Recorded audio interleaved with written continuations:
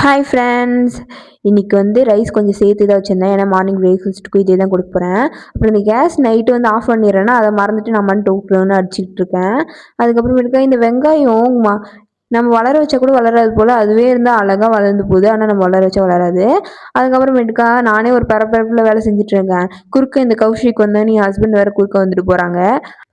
ஆக்சுவலாக இன்னைக்கு மதியம் லஞ்சுக்கும் மார்னிங் பிரேக்ஃபாஸ்ட்டுக்கும் சேர்த்து ரைஸ் வச்சேன்னு சொன்னேன் இல்லையா, அதனால் காலையில் கருவாட்டு குழம்பு தான் வச்சுருந்தேன். இந்த சாட்டர்டே சண்டே முடிஞ்சு மண்டே எந்திரிச்சு சமைக்கணுன்னாவே ஒரு பெரிய போர்க்களமாக இருக்குது. அதனால் மார்னிங் பிரேக்ஃபாஸ்ட்டுக்கும் சாதமே வடிச்சிட்டேன். நான் எப்பவுமே சாதம் வடிக்க தான் செய்வேன். குக்கரில் எனக்கு அளவு கூட தெரியாது. இது வரைக்கும் நான் குக்கரில் ரைஸ் வச்சதே கிடையாது. வடித்து தான் செஞ்சுருக்கேன். அம்மா வீட்லேயும் சரி, எங்கள் வீட்லேயும் சரி. அதுக்கப்புறமேட்டுக்கா இன்றைக்கி கருவாட்டு குழம்பு தான் லஞ்சுக்கும் மார்னிங் பிரேக்ஃபாஸ்ட்டுக்கும் வச்சுருந்தேன். அதுலேயே ஹைலைட் என்னென்னா புளி ஊற வைக்கணும்ல, அதையே மறந்துட்டேன். புளி ஊற வைக்கிறது கூட பிரச்சனை இல்லை. கருவாட்டு குழம்புக்கு மெயினே கருவாடு தான். அது வாங்கிட்டு கவர் கூட பிரிக்காமல் சுடுதண்ணியில் போட்டு வைக்கணும்ல, அதையே மறந்துட்டு நான் வேலை பார்த்துட்ருக்கேன். எல்லாத்தையும் வெங்காயம், தக்காளி, உருளைக்கிழங்கு எல்லாத்தையும் போட்டு நல்லா இது பண்ணி வச்சிட்டேன். அதுக்கப்புறமேட்டு தான் ஞாபகம் வருது, கருவாடே போடலை அப்படின்னு சொல்லிட்டு. ஆக்சுவலாக இதே தான் எங்கள் அம்மாவும் செய்வாங்க.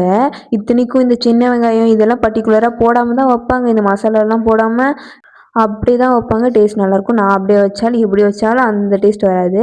அப்புறம் இந்த மார்னிங் பிரேக்ஃபாஸ்ட்டுக்கு ஆம்லேட்லாம் போட்டு கொடுத்துட்டு, உங்களுக்கு நான் சைடிஷ் விதவிதமாக செஞ்சு தரேன்னு சொல்லிட்டு, அதே முட்டையில் அவிச்ச முட்டையே மதியத்துக்கு சேர்த்து வச்சு விட்டுட்டேன். அவ்வளோதான். ஓகே ஃப்ரெண்ட்ஸ், பாய். அடுத்த வீடியோவில் பார்க்கலாம்.